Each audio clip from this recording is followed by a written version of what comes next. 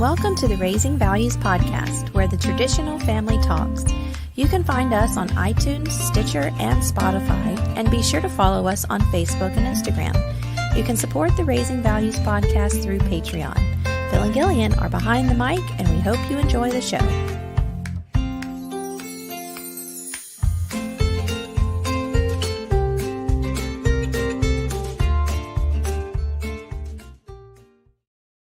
Good morning, everyone, and welcome back to Raising Values. It's 10 o'clock on a Sunday morning like usual. My wife is already making this weird. It's what I do. I'm sorry. I make things weird. I'm an awkward person. Good morning, everyone. Welcome back. We're back.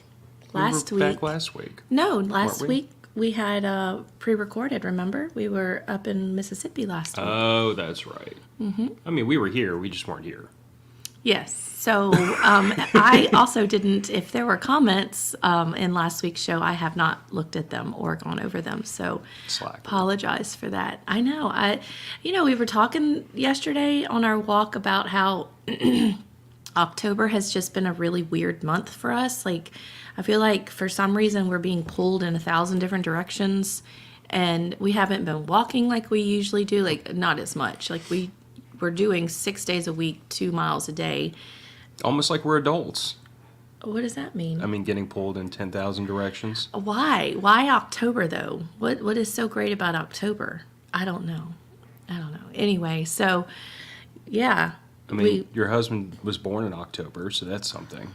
We went camping, your birthday, Halloween's coming up, and I was told yesterday I have to sew a costume for Halloween, so the most complicated sheet ghost costume I've ever heard of. She's going to be a sheet ghost, and the sheet ghost needs arms. I would have just cut three holes and made her wear it like a poncho and been done with it. I mean, that is like the traditional sheet ghost. Wear a white shirt, kid. I don't know. We'll see what happens, but I'll probably be sewing a sheet ghost costume within the next week or so. So anyway, but we're back, and this is actually live, so we can see your comments and we can respond, and you can take part in it and all that stuff. I do know that, so the topic of today's show is, what do you have, raise them right or else, or mind your manners. I have this tendency, and I know that when our son Eddie starts listening, if he comes on today, he's going to be like, are you neurodivergent too, Gillian? And there might be something to that. I don't know. Probably not. But I have a tendency sometimes when things get overwhelming, I go into hiding. And I don't want to talk to people except for like core group of people. And I certainly don't want two people, so I don't go out of the house. I don't like to make plans. I just kind of hide away and vegetate and then recoup. And this month is October, since I've gone back to school. And I'm trying to remember when I was at school before I went to the museum, if I've felt like this the same way. But I remember last year I got to this point in the year and total complete burnout. And so I'm just kind of like going through the motions. And that's probably why I feel like we're slacking on a couple of things, is because I kind of just want to come home and chill. Like I just want to walk through the door, throw everything down, go take a bath, eat dinner, and go to bed. And that's just kind of how I feel. I'm in overload burnout at school. And I know that my coworkers are feeling the same way. You'll have to excuse me. I'm fighting the beginning of another sinus infection. But goldenrod tea. I know. Piper almost has drank all of our goldenrod tea. So goldenrod. Anyway, I need to go harvest some goldenrod. But anyway, I know that my teacher friends are feeling it too. And there are a lot of schools now that take fall breaks, and there are schools, I know that in Lafayette Parish, they take a fall break in addition to their Mardi Gras break and spring break and all that stuff. So I know they find room for a small fall break, and I so wish that we had a fall break. Kyle, if everyone was raised right, he wouldn't have a job. That's right, but we'll get into it. I'm getting there. You know me, I gotta ease my way into the topic. But anyway, so I am just in burnout mode. Like I am counting the days and weeks until Thanksgiving break because I'm just so ready to disengage for a little while. It has been cuckoo bananas. Some days it's just cuckoo bananas. And the thing that I'm fighting, and I know that my teacher friends are fighting, and it's not just at our school, it is worldwide because I'm in a group on Facebook with other STEM educators, and I feel like 2-3 times a week we get a comment from a teacher who is done. She's done. She's ready to quit. She's ready to, she's considering all of her options and why she is a teacher at this point because of the behaviors in the classroom. And I wasn't a teacher before COVID, and the teachers that were teachers before COVID said it was starting before COVID, and then COVID just like kicked it off into high gear with behaviors in children. They missed a lot of social cues, a lot of times when they would learn how to interact with people and how to treat people and things like that. They missed that when they were home. We're starting to see the fallout in our children from what COVID did to them. Well, specifically from what the government imposed lockdowns did. That's what I'm talking about. I'm not talking about the virus itself. I'm talking about the social part of it. But I always try to make that small correction when somebody says because of COVID, because I always point out to people, I'm like, not to get on that soapbox again, but like I call it the way it is. I've seen way too many kids sail through that particular respiratory disease better than most adults did. And I just don't believe there was ever a good justification for forcing these kids out of their classrooms and away from their friends and all of the nonsense we imposed upon children. Yeah. And you're right, we are now seeing the fallout from a lot of that. Quite frankly, some of us warned that this was going to happen and we were ignored. Yeah, and so like teachers are leaving in droves now. You can't find teachers. Our school board over here in St. Tammany Parish are hiring people that have a bachelor's degree in anything and putting them through a work-teach program. A crash course. Yeah, and it's, from what I'm seeing from comments from parents and other teachers, it's a mess. It's a mess in the public schools over here. And I teach in a private school, so I'm very fortunate for that. And I do love my school, and I love my kids.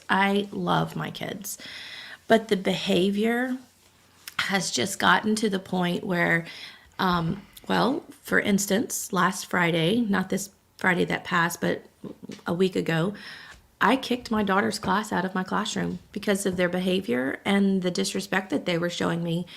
And they couldn't believe that I had reached that point. The cool teacher boiled over. Oh man, did she boil over? You could hear a pin drop in my class, and I wasn't ugly.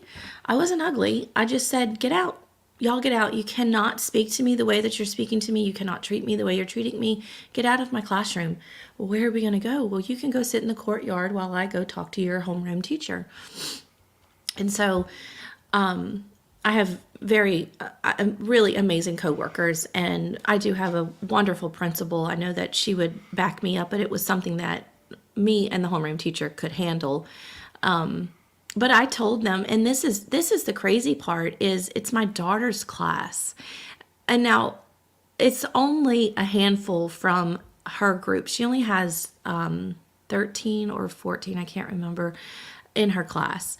And so most of the girls are very well behaved and very well mannered, and yes ma'am and no ma'am, and they don't interrupt me, they don't speak when I'm speaking.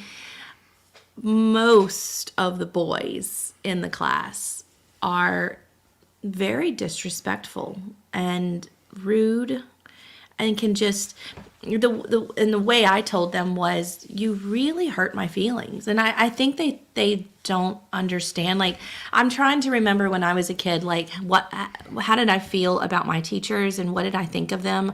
I know I thought that my teachers lived at school, and when you saw them out in public, it was like, what? You left the school? You shop for groceries? You have a life, Miss Ackland, Miss McClung, you have a life. And I get the same response when I see my kids in the grocery stores and things. But I don't know. It was, as soon as I said, you guys have really hurt my feelings today, it was like, what? She has feelings? She's human? What? Teachers are real. This school doesn't just like manifest them from the dirt? And I tried, I was almost to the point of tears. That's how upset I was at the behavior that I was getting and the things that they were saying and the way that they were acting. I mean, I literally had a girl climb over a desk and scream at another student in her face. Happened to be my kid. But it was a very tense situation. So anyway, back to that. I tell them all to get out of my classroom, and they all, I mean, literally you could hear a pin drop, and I told them all to stop. I was like, now, okay, let me also preface this. I've known most of these kids since they were in diapers. Literally in the 2-year-old class is when I met a lot of these kids, and Piper has grown up with these children. So maybe there's a little sense of, I mean, one of them still calls me Miss Gillian, which is not what we call our teachers. We call our teachers by their last names. But a lot of these kids know you from outside the school too, Right. because like they're friends with our daughter. We exchange children for birthday parties, stuff like that. Right. I mean, it really girls is a live weird... over here some in the summer. It's like, not really, but No, you know, but... it is like an exchange program with these kids, and it has been for many, many years. But anyway, so I stopped them all, and I told them, I said, I don't know what happened to y'all over the summer, but whatever it was, you have the weekend to fix it. And when you come back, your attitudes better be different. Your respect level better be up. You better not disrespect me anymore. And I don't remember what else I said, but I mean, they're all looking at me, and some of them are looking down, and I'm just like, and I finally just said, I'm not the teacher, and this is not the classroom. Now you can get out. And that was it. So we went to go talk to their homeroom teacher. There was, you know, whatever. They came in on Wednesday because I see them on Wednesdays and Fridays. And they were a different class. I don't know who these people were. But it was nice to see. But I think what's going to happen is Fun Miss Gillian, our Fun Miss Rabelais in class, we're going to do STEM education, but we're not going to do the fun things right now. You're going to learn something in my class. Now, I don't give grades, which is also hard to keep them in line because they know that they're not getting a grade. So it is a fun class. They're called enrichments, and that's what it is. And I love that about my class.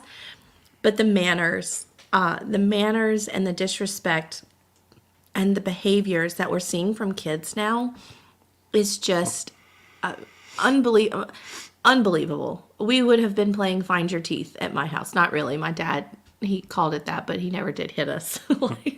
We never did find our teeth.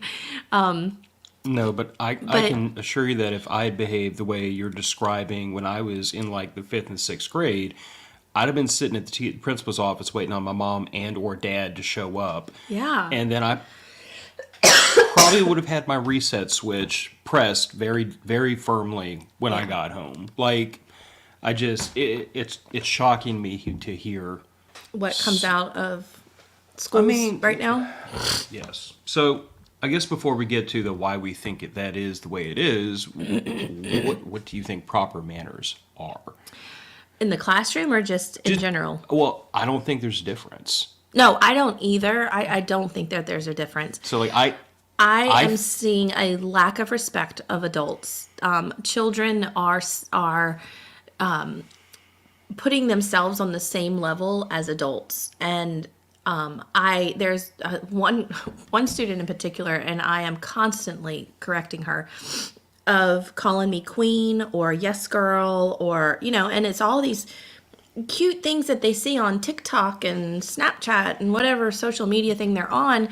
And I'm constantly saying, do not call me queen. Do not call me girl. I am not a girl. And I am not, well, and this is what I said. I said to a bunch of them, Yes, I am a wooden spoon survivor too. Wooden spoon survivor club. Belt. Look, the sound of a leather belt clearing 6 belt loops at Mach 1.2 was a thing in my household. Like, Yeah. when you heard that belt come out of that last belt loop, you knew it was on. So I had recess duty for middle school, which is where I'm seeing most of the behavior is in middle school. So our middle school is 4th through 7th grade, and it's not every class and it's not every student. But I had recess duty, and again, I know that I am one of the favorite teachers, and I love that. So I had this group of girls around me, and they were all talking, and we're all talking about different things, and one of them says, well, Miss Rabelais is my friend. And I looked at her and I said, I'm not your friend. I'm not your friend. What? Miss Rabelais, that's so mean. I said, I'm not your friend. I am your teacher.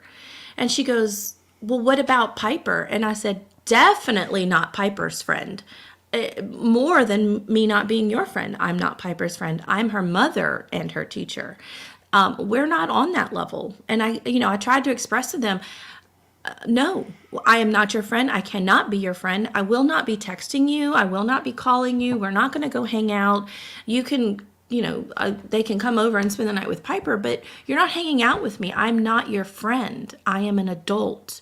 And it's very creepy to me that there are teachers out there that do that and become so intertwined, and that's not the right word I want to use, but so immersed in their students' lives They that kind of cross a line. yes.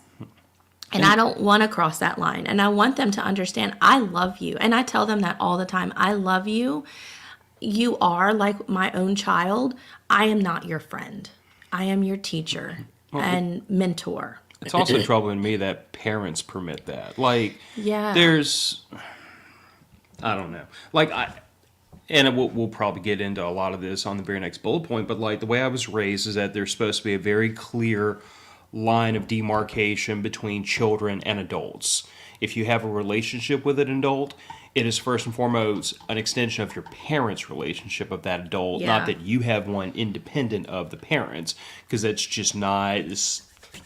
There are lots of good reasons for it, and I'm sure if we had Eddie, who works with at-risk children a lot on the show, he would probably lay a lot of that out, but I'd like to leave some to the imagination of the adults in the room right now. But there's a lot of potential ill that can come of it, if for no other reason than the fact that you have a person able to influence your child other than you. Yeah.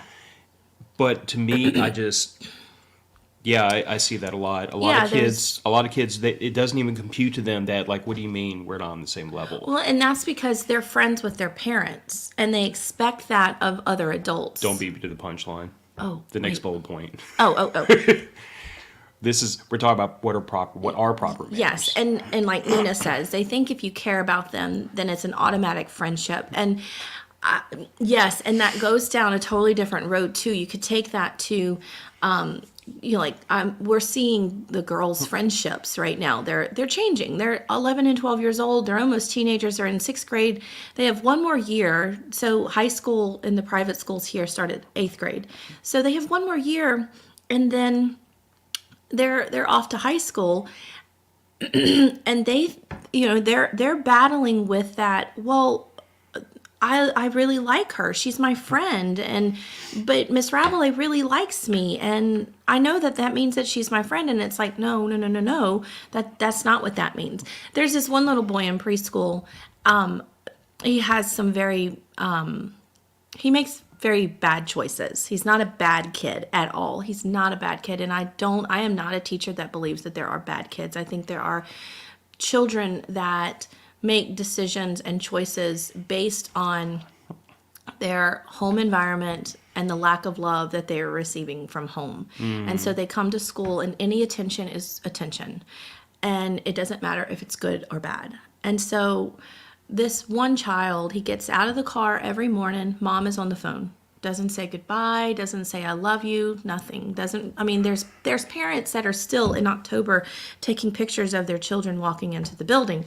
This poor boy, he is 4 or 5 years old, doesn't get any of that. He's at school at 7:30 for drop off. He doesn't get picked up until 6 o'clock from aftercare. And so I've made it my mission in the mornings when I see him and he thinks that this is just, it's a game or whatever, which is fine because he's getting positive attention. But I tell him all the time, you're going to get a hug from Miss Rabelais today. Friday, he walked into my room for the first time, walked up to me and gave me a hug and just stayed there. And it was like he needed to feel that. He needed to feel that someone was giving him positive reinforcement, love, attention. So when I say I love my kids, literally, I teach pre-K 4 through 7th grade. I love my kids. Some of them I want to throw through a window sometimes. But I do love them. In case you're ever curious, the technical term for that is defenestrate. To throw something out a window. Defenestrate them. But I do love them. Anyway, manners, back to manners. I think one of the biggest problem is that kids today see themselves on the same level as adults, and their parents treat them as if they're on the same level as they are. They are friends with their kids. The kids come to school, and they think that it's okay to have that same relationship. Should I just skip to the next bullet point? No, I'm moving on. You're asking me what are proper manners. I'm getting there. Okay. I am old school, and I've told my principal this. I'm old school. She says, me too. And I said, that's great. So I believe when an adult walks into my classroom, my class should be quiet so I can talk to the adult. I can remember in first grade walking in, and Miss McClung, she's a friend of mine on Facebook, and she was my first grade teacher, but I can remember she was a strict teacher, but we made straight A's. We did not have a problem when the principal walked into the classroom. We certainly didn't talk over the principal when the principal was making announcements. So that's a lot of what I see, is that there's just no respect for adults. So they don't care if they're talking over the principal or the teacher or an adult or a visitor. They don't care. There's no raising your hands and waiting to be called on. There's constant, immediate gratification that needs to happen with them. I could be talking to a student and I'm going to get 3 kids that walk up and interrupt. And I'll just look at them and say, you've interrupted, go get in line. And then I go back to talking to whomever I was talking to. You've interrupted, go get in line. Raise your hand and wait to be called on. And so Fun Miss Rabelais has become this really strict teacher because positive reinforcement doesn't work for some of these kids. And so they have to see, unfortunately, that Miss Rabelais means business. She's not going to call on me. We're not going to do the fun things unless I adhere to these rules. And they're very simple. They're very simple. They're just respect me, respect my classroom, respect my materials. I had 4th grade leave my classroom a mess. They were going to social studies next, and I called them all back. Teacher came back with them, who happens to be the school counselor right now. Well, she's the school counselor, but she's also the interim 4th grade teacher, but that's a whole nother story.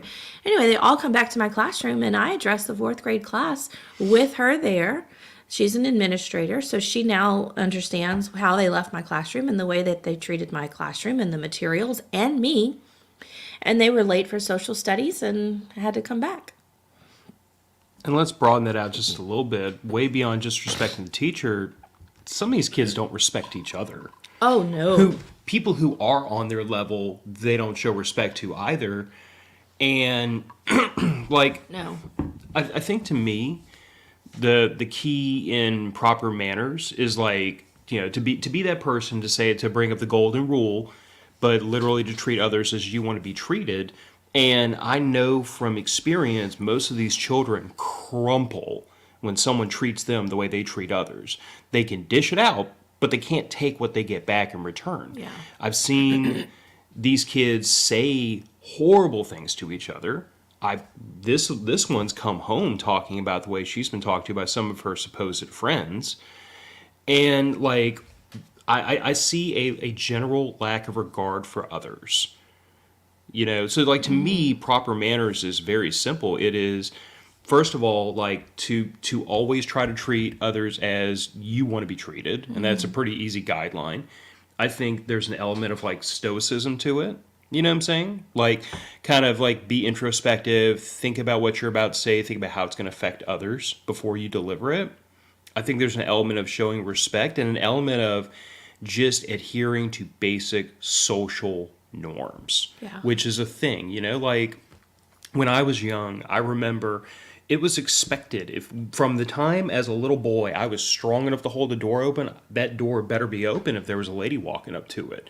That was, that sounds like something very old school and whatever, but that was the expectation. And I'm gonna tell you that there have been times I've let a door go and it started to shut, and then I saw somebody like almost smack into the door, and I apologized to them because I didn't hold the door open for them. And most of the time it's like, it's no big deal, but it's just that there's an expectation of proper social graces and social norms. And I think there's an element of just showing respect to your elders, recognizing and acknowledging that we are not all on the same level. Like I get it that we're all created equal, so to say, but we're not all on the same level. If you are an employee, you should show respect to your superiors. If you're a boss, you should show respect to your employees. But that doesn't mean y'all are on the same level. And that's what I try. It's not that I try. I do. I express that in my class all the time with these kids, especially my 6th and 7th graders who will eventually, very quickly, be in high school. And they're going to, what does that say? When you are in school, you love the fun teacher and hate the strict teacher. Then you grow up and it changes. The strict teacher wanted you to learn and be productive. So, yes, and I am a fun teacher. I'm not trying to brag. I said something the other night and they were like, "Oh, wow, you really said that." And I'm like, "Yeah, well, it's the truth." But I expect, my expectations for my kids are higher than maybe some other teachers. Not in my school, because I think all of my teachers, coworkers are on the same page. But shoot, I forgot what I was going to say now. Boo, I forgot. What were you saying? I was about to move us on to... No, what did you say before that? I did this in the store the other day. I literally could not think of anything that I was trying to say. Anyway, thanks for that, Kyle. I shouldn't have read your comment. I should have just kept going. He interrupted Miss Rabelais. You interrupted me. Get out of my classroom. Not really. Okay, so move on. You got to say something because my brain is like totally shut off right now for some reason. So why so many children and adults seem to have such awful manners? And I phrase it this way because like I know a lot of the way we came at this conversation was based on like your experience as a teacher in the classroom dealing with children, but I see a tremendous amount of the same behavior in, I would say, younger adults. I mean, I'm 41, you're 39. So when I say adults, understand I'm talking about like anybody that has children, I'm putting in that pot. And I see that with adults younger than us, I see a lot of these exact same behaviors I'm seeing in the children. I see a lack of respect, a lack of regard for others. I see a constant demand for immediate gratification. I see a complete lack of discipline. And then I see the children behave the exact same way, and my brain goes, those two things might be related. It's our generation. It's the millennials that were handed everything. Everybody got a trophy.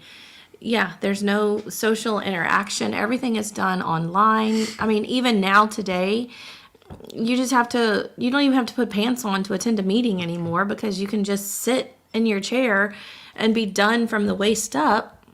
I know that's what Kyle just said, but everything they can get quickly. And there was it's the generation that everyone got a trophy, and we stopped celebrating the kids that performed higher and did more, and we stopped pushing the kids that we knew could do more and do better. And see, that's something that we do at our school. We know when a kid can perform better than what they're doing, and so we push them. And but what it is parents today want their kids to be happy. And when a survey was done, at least for us, parents, education was like 5th or 6th on the list. I don't know. That's probably not even the right number. I know that it was far down on the list. But parents wanted their their kids' emotions met. They wanted them to be happy, and they wanted them to feel like they were. Yes, I have pants on. It's pants on. So do I. Anyway, that's what they want. They want their kids to be happy above all else. They want them to be happy. And what I want to say is, but what happens when they're not here anymore? And that's what I was going to say when my brain shut off, was I tell my 5th, 6th, and 7th graders, when you get to high school, those teachers aren't going to care if you're happy. Sure, yes, those teachers will care about you, and hopefully they will, try to work with those emotional sides of you. But your expectations in high school are going to be far greater, especially with the Catholic high schools that you're most likely going to. They don't You think play. the teachers at St. Paul's are... I had a 7th grader tell me the other day, well, can you hold on to my paper? I'm going to lose it. And I looked at him and I was like, I literally said, do you think the teachers at St. Paul's are going to hold on to your paper because you think you're going to lose it? I said, sir, you better hold on to this and find a folder to put it in, because you only have 6 months and then you're at St. Paul's. And he's like, oh, I guess you're right. And I'm like, I know I'm right. I don't think that any of your professors, your teachers at high school are going to coddle you the way that you are being coddled here. And that, I think, is the problem. There's so much hand-holding. There's so much, well, it's my baby. And, parents are so afraid of seeing their children unhappy and sad or disappointed. And yeah, trust me, it's hard. I hate telling my kid no sometimes, but she's got to learn that disappointment is life. And I would rather you learn it here with me, where I can hug you afterwards and take care of your emotions and make sure that you're safe and your mental well-being is taken care of. Because baby, when you get to high school, college, and then into the real world, it's not going to happen. You are going to have to learn to handle these emotions on your own, because your boss is not going to come back up to you and be like, I'm so sorry I treated you like that. Let's go to lunch and talk about it. And let's make sure that your emotions are all okay and you're ready to come back to work. Okay? Okay. That's not going to happen. Do you feel better? No. Okay. So we have to loop back through some of the Okay. comments because the audience is beating me to the punch. Okay. Sorry. But Kyle said phones and no social interaction, and I do think some of these things I'm going to agree with. And if there's anybody out there that gets their feelings hurt about this, you're just going to have your feelings hurt. But I do think that our generation, and I will lay a lot of this at the feet of my generation, because I look at my other fellow parents between 40 and 30. And I don't like a lot of what I'm seeing. Not that any of y'all have any reason to give a damn what the grouchy guy with the beard thinks on a Sunday morning.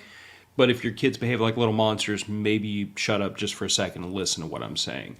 But when these kids are sitting in front of a TV for 8 hours, when they're sitting in front of a screen, when their brain is turned to mush, when you're allowing them to indulge in TikTok and Instagram and all this crap at a young age, when you don't take the time to interact with them, when you don't take the time to set proper expectations, when you don't take the time to instill in them some idea of responsibility for themselves at a bare minimum, or the household in general, when you don't take the time to teach them how to properly treat others, you wind up with a bunch of little a-holes on your hands. And when those kids treat you badly, I have no sympathy. You created this.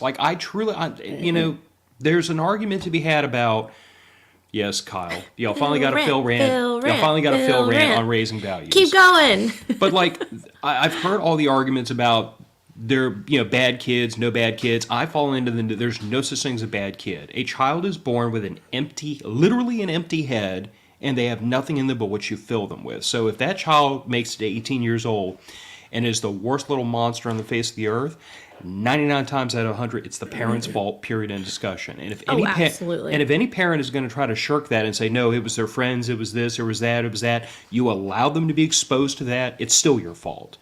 As a parent, this is an ultimate responsibility type of situation where if anyone is at fault, you're at fault too. And if that hurts your feelings, good. I hope they're hurt. I hope you cry about it. Yeah. Because we're failing these kids. We really are. Well, and Oh, let me get this out. And Kyle also said, don't interrupt the Phil rant. don't interrupt the Phil rant. Yeah, we're not in these kids' lives. We have placed such emphasis and such importance on these children having perfectly happy little lives that we have completely neglected and forgotten what our first mandate as parents was, which was to be that child's teacher. Yes. There's a whole school full of teachers that are teaching my child things. Well, and that's... But she comes home and we teach her. But that too. is the way that parents feel now. And There's the child photobombing us. that's the way that parents feel now, is that I send them to you, you do it. And in a private school, I pay you to do it, so you do it. That's called laziness. Well, and that's why we see what we see is laziness. That's why they're friends with their children. It's because it's easier to be a friend with their child than it is. Our child, for the first time ever, is like being super loud in the back. It happens. Be respectful of your adults. I am respectful. She is.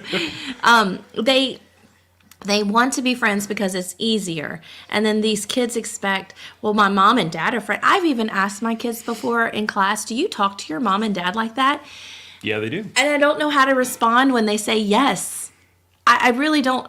What do you say to that? Well, then that's awful. That's just awful that you speak to your parents like that. I do say that, actually, because there is no shut off. There is always this, yes, teaching starts at home and not at school, but the parents aren't teaching because it is so, because it's hard for them. They don't want to upset their child. They don't want to disappoint them with having to be a parent. And that's what sucks. And I mean, the future of, how cliche it sounds, the future of this country is those kids. Can you imagine what it's going to be like? I mean, our president now can't even finish reading the teleprompter without reading his cues. He's just, we have a vegetable up there, and he wants to make everyone happy and whatever. Not everyone, but anyway, what I'm trying to say is, we have to do better with these kids, because eventually they're going to be running the country. Eventually they're going to be deciding on laws, and they're going to be, whatever. And so, I mean, what if it gets to the point one day where they're like, well, it's so mean for criminals to be in jail, we need to release them. It's like, how far do we allow this to go? No further. Well, I agree, no further. I want to highlight this for the audience. Full circle. That's why I have a job. For the people that don't know, Kyle works in... Federal prison, right? Yeah, federal prisons, best I'm aware. I see a lot of entitled people that have a really hard time at my job. Just file that little nugget away for the very last bullet point. But who are you referring to, the entitled people? Is it the employees? I would assume inmates. Or the inmates? Okay. I would assume inmates. Yeah, well, there you go. So they're either going to destroy the country or they're going to end up in Kyle's prison. Go back to the comments really quick. I thought I saw something that, oh, never mind. Yes, teaching starts at home. Feelings need to be hurt when it's the truth. But see, Benjamin, parents don't want to hurt their baby's feelings. I hurt my baby's feelings all the time, and I feel like shit about it all the time. I don't. And I apologize to her for her feeling bad. I don't apologize for what I said, and I don't apologize for the lesson that I've tried to give, because if she doesn't get her feelings hurt from mama, it's going to be a lot worse when she becomes an adult and gets her feelings hurt. And if she doesn't learn how to cope with, well, mama hurt my feelings, who's going to be the softest person to hurt her feelings ever in the world, then she's definitely not going to be able to cope when she gets to high school, college, and has a job and the boss hurts her feelings. Because, I mean, we all know we're adults. It doesn't matter. Your feelings don't matter. They don't matter. Can we put that on a t-shirt? Yeah, that's the next t-shirt. By the way, segue, we have a merch store, and you can go visit it. And the links in the show description. Links are in the show description. There is a duct tape and glitter shirt, for matter of fact. Is it on the website yet? I don't know if it's on the website yet. I've soon, hopefully. The design has been made. But anyway, go visit the merch store, get some merch. Anyway, that is that. What is our next banner? Teaching manners. I find that it's probably the hardest thing to do because not to my kid. It's not hard to teach manners at home. I was about to say let's separate that out, because I was just getting ready to say I don't think it's hard to teach manners. I think in your position, Piper K, just put it down, please. Thank you, love.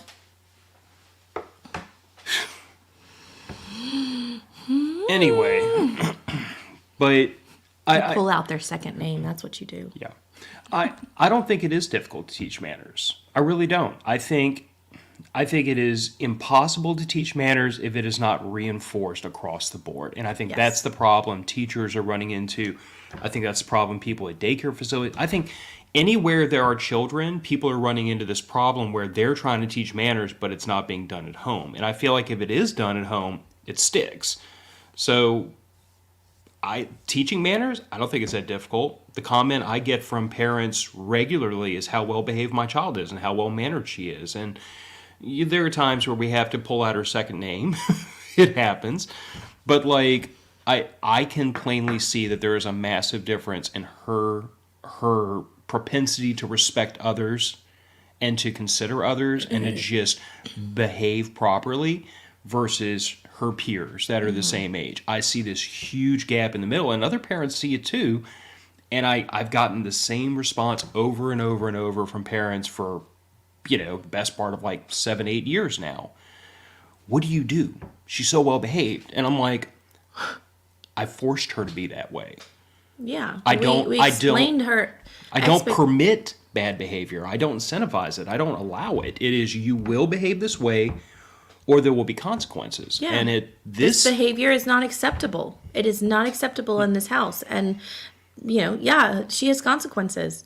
We don't beat our child. In fact, I think you can count on one hand the amount of times she's had a spanking before, but she knows how to act. She knows how to treat adults, and she knows that if she doesn't do what she's expected to do, that she's in trouble. Yeah.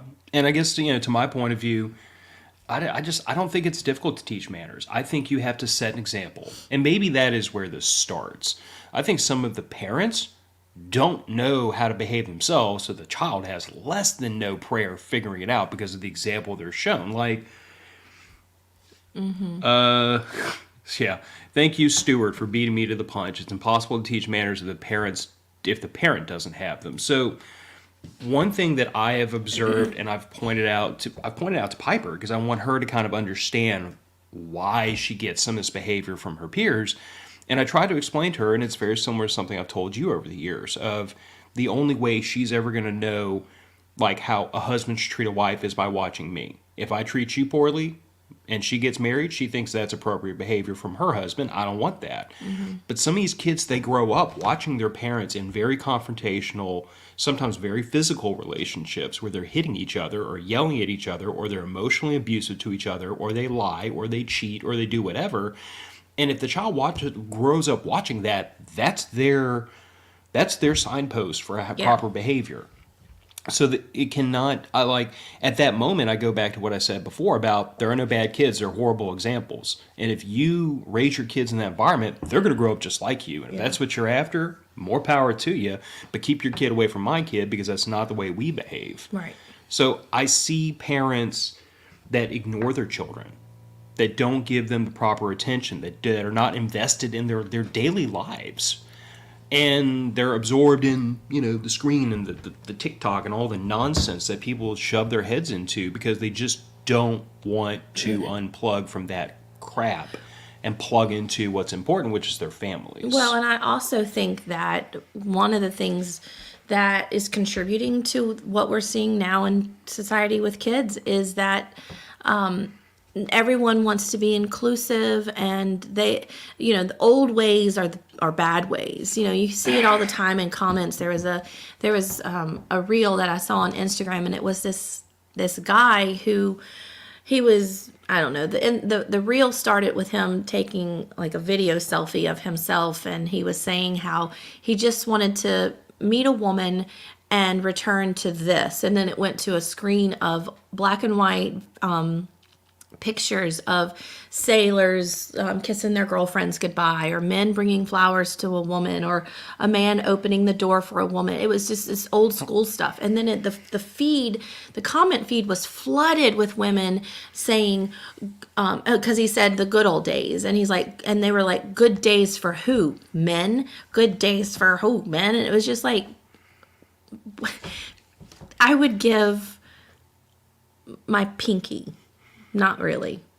If we were able for me to be a kept woman. We could. No. I mean, like, when the things that you saw, like, I mean, inflation is a big deal. I can't be a kept woman and live the life that we live. I think that back then, with inflation being what it is, we could have. But since you opened that door up, if we had scaled back our life years ago, you could have been a stay-at-home mom. I know that, and that's not what I'm trying to say. All I'm saying is that I am a woman proponent for that old lifestyle. That, and we've said this time and time again, you are the head of the household. You are the spiritual leader of this household. You are the financial, leader of this household. You are the leader of this household. And I have friends that look at me and go, ugh, why do you let him do that to you? And it's like, God, because I fucking love it.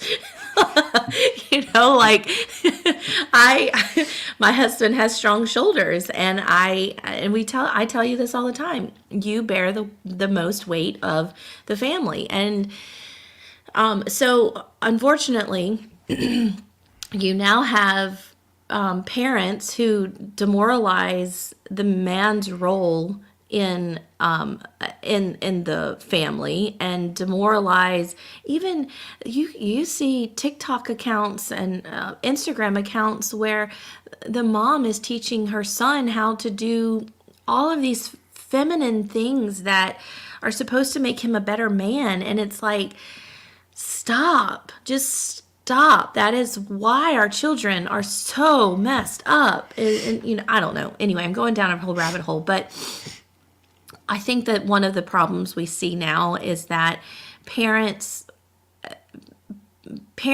are just having a hard time because they don't want to face the hard truths and the hard facts. Everything is puppy dogs and rainbows and unicorns, and we should treat everyone with kindness. And I do believe you should treat everyone with kindness, but I also believe that we should also speak truth. And so I am not going to lie to my child. I don't do this in my classroom. I'm not going to lie to my child and say that, yes, everyone is, everything that you see now in society is wonderful and great. And look at how far we've progressed, because I don't believe that. I think, if anything, that's why aliens won't land and take us places, is because they look at us and go, what is going on down there? They've put a little geofence around Earth going, don't go there. Something is totally screwed up on Earth. Don't visit. You can fly by and just go take a look. It's a wild show.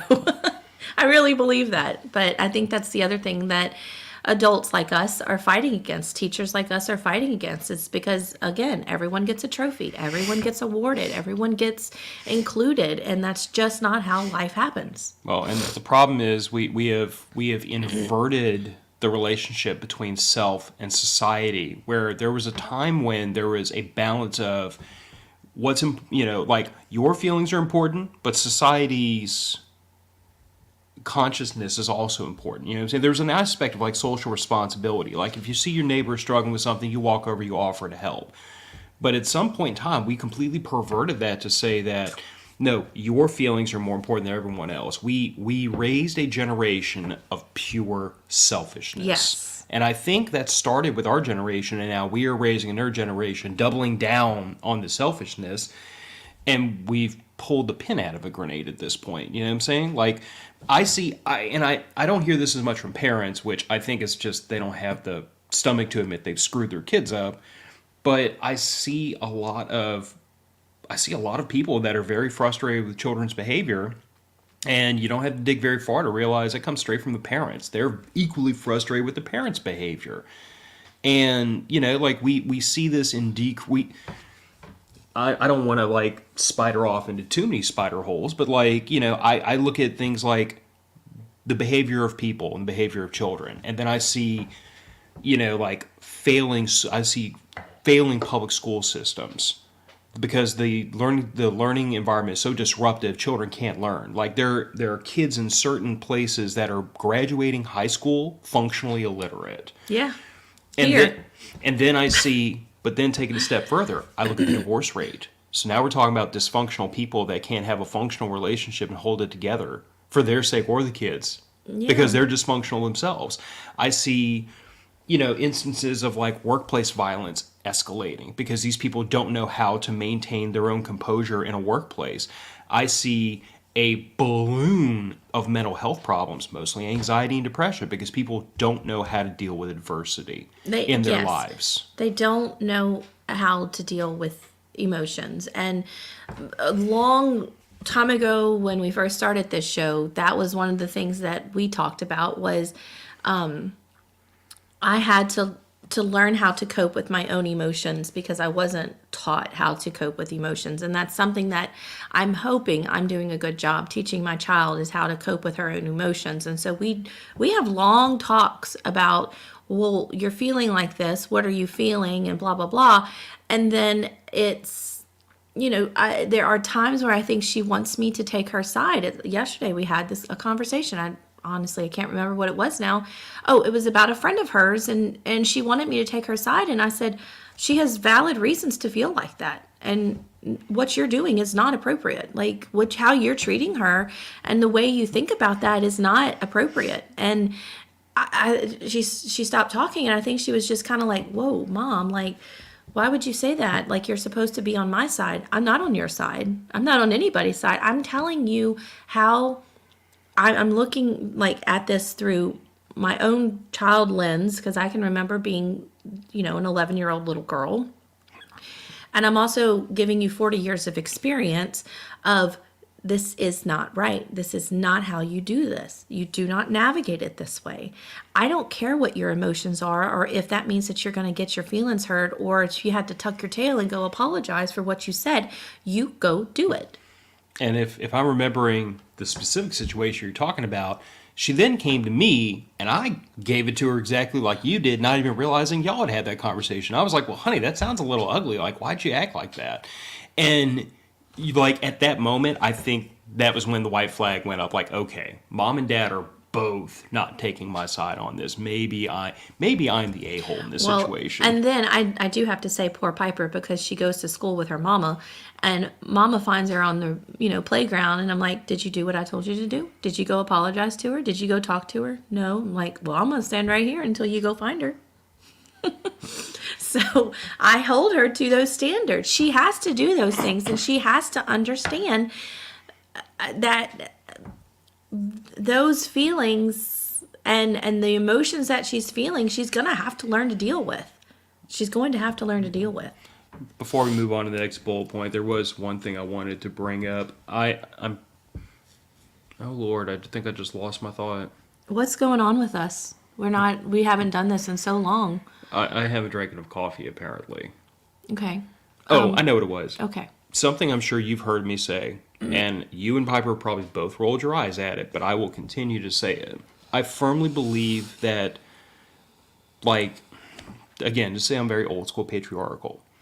I know, get over it. Burn him at the stake. Go for it. I have my Nomex underwear on. I'm flame proof. Try me. But hey, time out. Keep your thought. That sounds like a good product review. Andrew, I need your flamethrower. I am able to say unpopular things on the internet and not feel the wrath of the Twitters and the Instagrams. I am flame proof. Try me. No, but I firmly believe that when a father gives his name to his child, that child carries that name. And that child is now a representation of that entire family. It's like you and I have the same last name. If you go out in the community and you're acting in a way that I think we would both agree would be inappropriate, that comes back to me. That's your wife's running around with a booty hanging out of the bottom of a short skirt at the bars, flirting with guys. Phil, that doesn't look good on you. And it's the same way for you. If I'm out in the community flirting it up with a cocktail waitress and that gets back to you, it makes you look bad. Like, why can't you keep your husband at home? But it works the same way. You're already bad because you're a white male. Oh, okay. I'll cry into my coffee about that. But it works the same way with kids.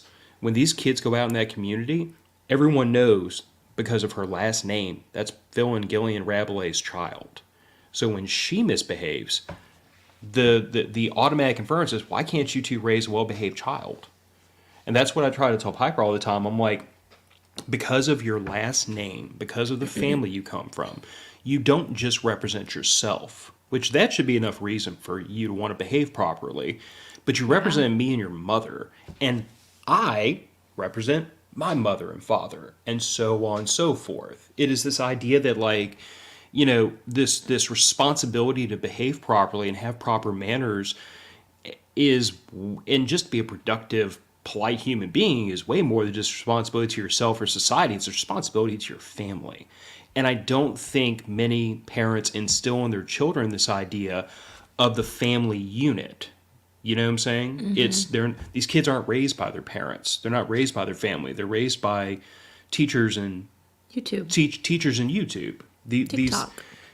It is this idea, and it sounds like a very kind of high-minded idea, but it's like the analogy I draw is like, a long time ago, I was sent to Iraq, and the thing that I took home from that experience was that most of the people of Iraq don't have a consciousness based around being Iraqis. They don't look at each other as, oh, you're an Iraqi, I'm an Iraqi, we're countrymen like we do here in America. It is, what tribe are you from? What family are you from? Which version of Islam do you subscribe to? And that is how they identify with each other. But if I took two Iraqis from opposite ends of the country and said, y'all are both Iraqis, they'd look at you and be like, he's not one of mine. I don't know him. Mm-hmm. Because that's not how they draw those lines. I don't see a lot of these kids drawing those lines of, I'm so-and-so's child. I mean, they understand it intrinsically, but it doesn't carry any weight with them. What's more important, been lost for a long time. But what's more important to them is, oh, we both follow the same Instagram influencer. We both subscribe to the same YouTube channel. Oh, that's my friend that I play with on the playground. All these relationships are being drawn that have nothing to do with the single most important and healthiest relationship that child will ever know, which should be their families. Mm-hmm. Now, unfortunately, I think some of those parents can't produce a healthy, stable relationship in their house in the first place, and maybe that's the reason why. Why did you put that up there? The Nomex underwear? Phil has a hot crotch. Moving on. What's the next banner? I mean, we kind of already talked about this, but this is more than just the teachers need your help, but everybody your child interacts with needs your help. Mm-hmm. Like, you can't take a monster and send them out in society and expect society to fix them, the teachers to fix them, or daycare to fix them, because society, first of all, doesn't give a damn about your kids. I mean, I hate to be ugly about it, but like, the teacher's jobs is to teach your children, to instruct them, to teach them the ABCs and 1, 2, 3s. It's not to love them. I mean, you would hope that a teacher would just naturally care about kids because we're human beings, but that's not their job. The person whose job it is to raise your child properly is the parent. And if you're not doing it, shame on you. And if you're not doing it, you can't fairly expect anybody else to do it because it's nobody else's damn job. Well, so I'm a STEM teacher. For those out there in the world who don't know what STEM stands for, it's science, technology, engineering, and math. I am putting my curriculum on hold for as long as it takes. I've even changed my bulletin board on Friday. The M in STEM now stands for manners, and I will be teaching manners to middle schoolers and probably first, second, and third graders in how to behave and what is a manner and why is it expected of you. I shouldn't have to put my curriculum on hold to teach this.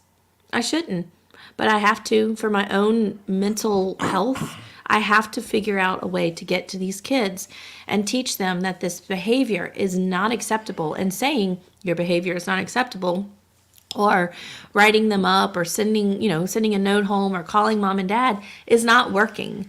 And I don't know, we're going to try it, but my STEM curriculum is on hold for now until we teach manners. And I just feel like it's not my job to teach manners.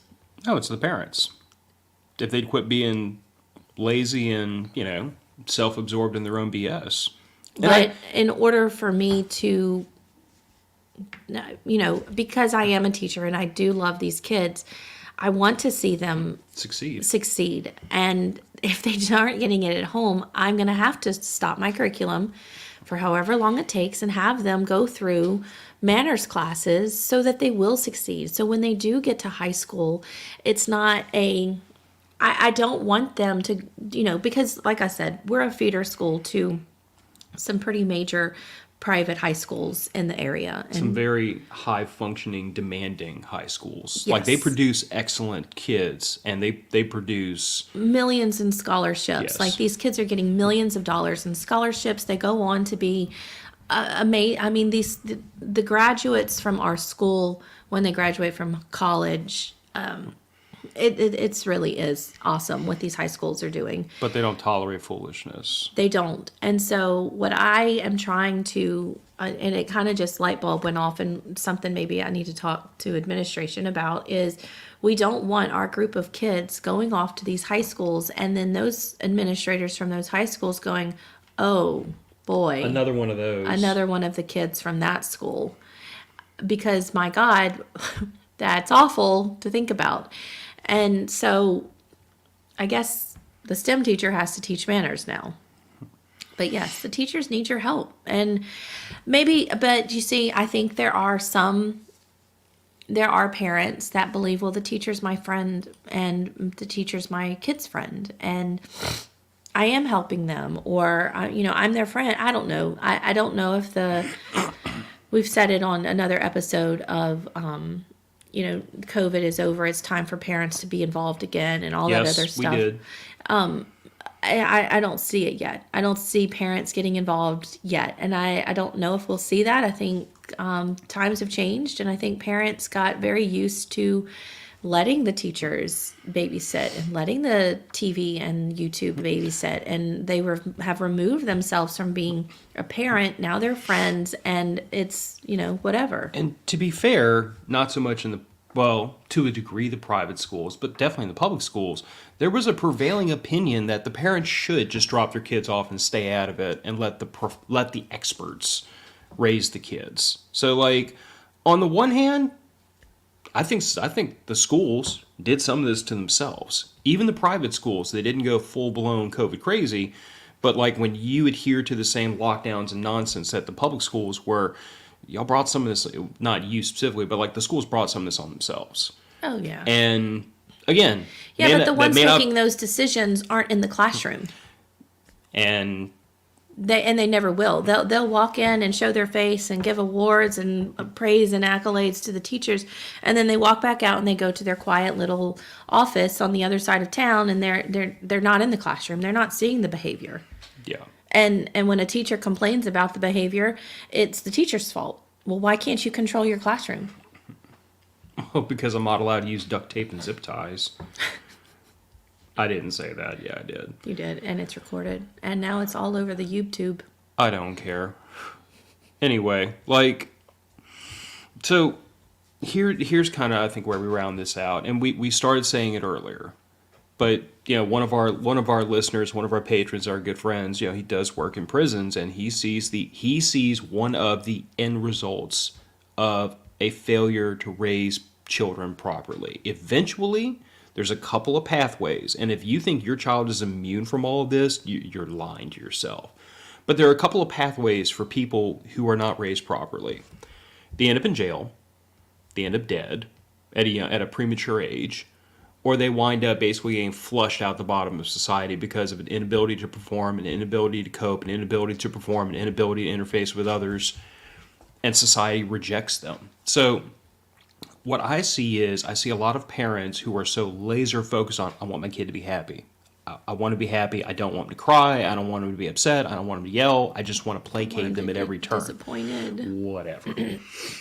But the end result is that, like, again, what your father-in-law told me a long time ago, and I find that the older I get, the more I echo him. And on the one hand, it's frustrating, and on the other hand, it kind of makes me giggle because he was right a lot more than I'd like to admit. Ooh, that's recorded too. I've told him before. Hope He was you heard right. it, Pops. He was right a lot. But what he used to tell me all the time is, he said, I'm in charge of your consequences right now, but there will be a day where I will not be in charge of your consequences, which is exactly what you were saying earlier. When I give consequences to my daughter, it's not because I hate her, it's not because I'm angry at her, it's because I'm trying to modify her behavior, because going back to something we said on the podcast a while back, we're not raising a child, we're raising an adult. She's a child today, but she can't stay that way forever. She's got to become an adult. And my father always used to tell me, while you live under my roof, I am in charge of your consequences.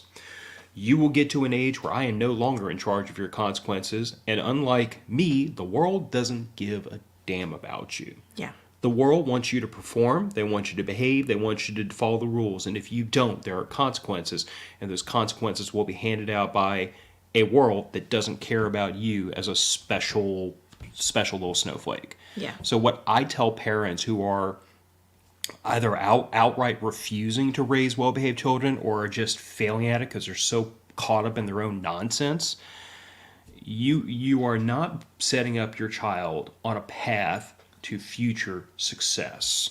Not even just future happiness. You are literally putting them on a path to failure, and a path that is going to be full of rejection and heartache and consequences you no longer have control over. And any parent that thinks they can shield their child from that forever, I'm going to tell you that as the averages go, most children outlive their parents. So there will one day be a day you won't be there to save them. And the world will eat them. Mm-hmm. Because the world has tried to eat most of us. And most of us were tough enough to pry the teeth open and climb back out of the mouth. But the world tried. And if you don't teach your kids how to avoid getting eaten or how to pick themselves back up after it tried, you're just setting them up for failure. And there was one more thing I wanted to address before I want to hand it over to you. Earlier, I was like digging into parents really hard about you're caught up too much in your own nonsense. You're not spending enough time and attention on your kids. I was getting on to parents pretty hard. And I know somewhere out there's that person that's going to say, well, inflation and bills and responsibilities, people have to work, people have to this, people have to that. Adults are pulled in 10,000 different directions. Like October. Yeah. But to that I would respond, as no one will be surprised by, very kind of dispassionately, what is more important to you? Your house, your boat, your nonsense, your social engagement with your idiot friends, the Netflix thing you're watching, or your children? So in the hierarchy of my life, there are three things that come above everything else. There's God, there's you, there's that child. Everything else is below that, even work. Work is what pays for all this. But if I have to call, like if the day you called me and said, hey, honey, your daughter just fell and broke her arm, she needs to go to the hospital. If I had to tell you, oh, sorry, I can't pick up our daughter until later, I have to work, that job's not worth having. To me, at least. Mm-hmm. I understand people have to work away from home. People don't have the ability to just drop everything and run. And to that, I would say you need to figure out a living situation where your spouse or somebody else can step in for you. But I feel very strongly about the idea that if you put anything above your wife and your child and your relationship, if you are religious, your relationship with your Creator, if you put anything above any of that, you have already made one of the most critical errors, and that child will feel it even if they can't put it into words. They know something is more important than them. Yeah, they do. Now, our child knows. I had to break her heart years ago and say, I love your mother more than you. that was a tearful moment. But I explained to her, I'm like, your mom is my other half. Like, going back to the biblical idea of marriage, mom's my other half. She's part of me. You are my child. I love you more than the breath in my lungs. But mom's my other half. But other than like mom and my daughter and my Lord, there's nothing in my life that really matters that much to me. Everything's a means to an end. This house keeps rain off my head. The job keeps the house paid for. Everything else is just stuff. Yeah. But and again, there's probably somebody out there that thinks that's very high-minded and whatever, but I'm just saying, like, what's more important to you? If your kids are not more important to you than what's on Netflix or whoever's calling you on the phone, I don't know what to tell you. I think you've already really, really screwed this situation up badly. I agree.